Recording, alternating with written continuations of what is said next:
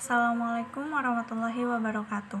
Kami dari kelompok pertama akan menjelaskan hadis tentang pengaruh teman dalam pendidikan. Hadis tentang pengaruh teman dalam pendidikan. Wa an Abi Musa al-Asy'ari radhiyallahu anhu anna Nabiyya sallallahu alaihi wasallam qala innamal masalul jalisi sholihi wa jalis su'i kahamilil miski wa nafighil kibari fahamilul miski imma ayyuhziyaka wa imma antabta'a minhu wa imma antajida minhu rihan thayyibatan wa nafighul kibari imma ayyuhriqa siyabaka wa imma antajida minhu rihan muntinatan. Muttafaqun alaihi. Kemudian ini ada beberapa mufradat. Terjemahannya dari Abu Musa al-Asy'ari radhiyallahu an bahwasannya Nabi Shallallahu alaihi wasallam bersabda, sesungguhnya perumpamaan bergaul dengan teman soleh dan teman nakal adalah seperti berteman dengan pembawa minyak kasturi dan peniup api. Pembawa minyak kasturi itu ada kalanya memberi minyak kepadamu dan ada kalanya kamu membeli daripadanya dan ada kalanya kamu mendapatkan bau harum darinya. Dan peniup api itu ada kalanya ia membakar kain bajumu dan ada kalanya kamu mendapatkan bau busuk daripadanya. Hadis riwayat muttafaqun alaihi. Hadis ini membimbing kepada umat manusia bagaimana membentuk kepribadian yang baik, yang merupakan cita-cita dan tujuan pendidikan dalam Islam. Salah satu adalah faktor pengaruh dari teman pergaulan atau milieu sosial dari mana seseorang itu hidup. Dalam pendidikan, teman mempunyai pengaruh yang menentukan dalam pembentukan watak, karakter, atau kepribadian seseorang di samping faktor lain. Karena melalui teman inilah manusia sangat mudah dibentuk dan diwarnai pola hidup, pola pikir, dan perilakunya. Rasulullah Shallallahu alaihi wasallam memberikan perumpamaan teman yang baik dan teman yang nakal atau teman yang buruk wataknya sebagai berikut. Innamal masalul jalisi sholihi wa jalisi su'i kahamilil miski wa nafighil kibri, yang artinya sesungguhnya perumpamaan bergaul dengan teman soleh dan teman nakal adalah seperti berteman dengan pembawa minyak kasturi dan peniup api. Maksud teman di sini teman akrab yang sehari-hari sehingga terjadi interaksi antara dua belah pihak. Dalam hadis sebelumnya diungkapkan dengan kata al-jalis, artinya teman duduk. Dimaksudkan teman dalam segala hal. Adapun sebagian para ulama mengartikan kata al-jalis di sini teman dalam mujalasah atau duduk berbincang seperti majelis zikir, majelis ilmu dan pekerjaan-pekerjaan yang baik. Rasulullah Shallallahu alaihi wasallam membuat perumpamaan yang mudah dicerna dan dipahami oleh akal manusia biasa. Seperti hadis sebelumnya, perumpamaan teman yang baik dan buruk bagaikan pembawa minyak kasturi dan peniup api.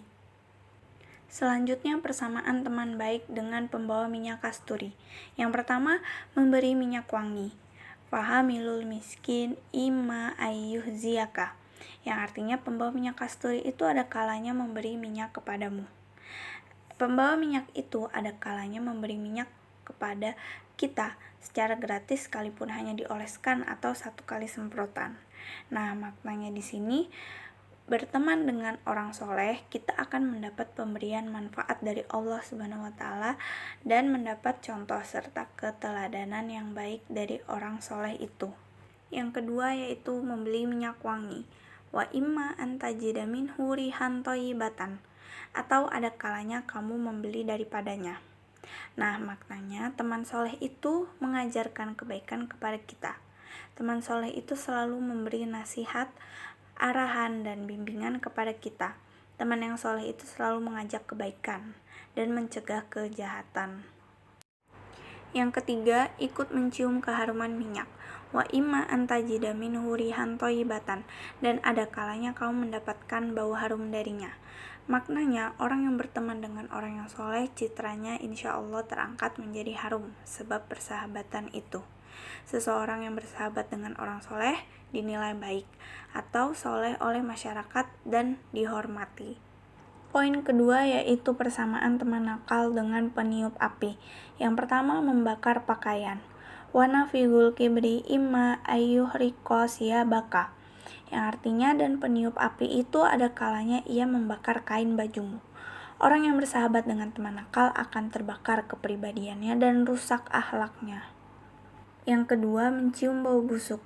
Wa imma antajida minhu rihan muntinatan, yang artinya dan ada kalanya kamu mendapat bau busuk darinya.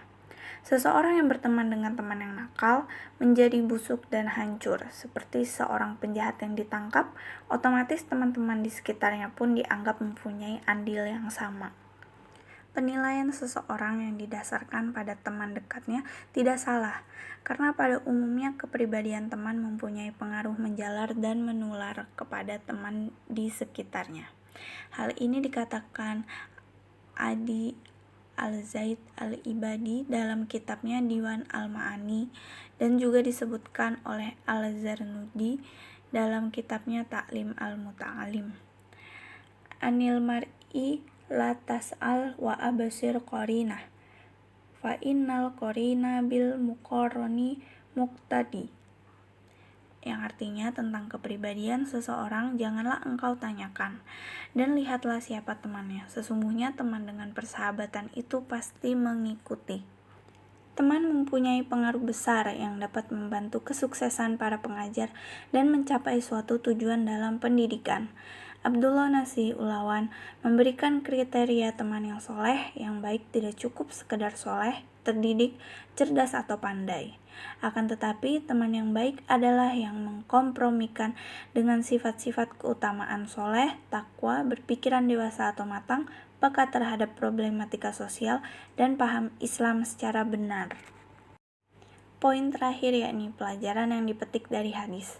Yang pertama, anjuran berteman dengan orang yang berkepribadian soleh baik dalam agama maupun dalam urusan dunia. Yang kedua, larangan berteman dengan orang yang berkepribadian buruk. Yang ketiga, persahabatan mempunyai pengaruh yang besar dalam pendidikan. Baik dan buruknya kepribadian seseorang ditentukan oleh teman yang ada di sekelilingnya. Yang keempat, dianjurkan kepada pendidik, pengajar, guru, orang tua, dan yang bertanggung jawab agar memilihkan teman yang baik untuk anak didiknya.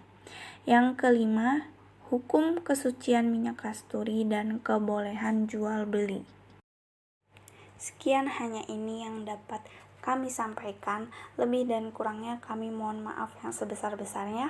Wassalamualaikum warahmatullahi wabarakatuh.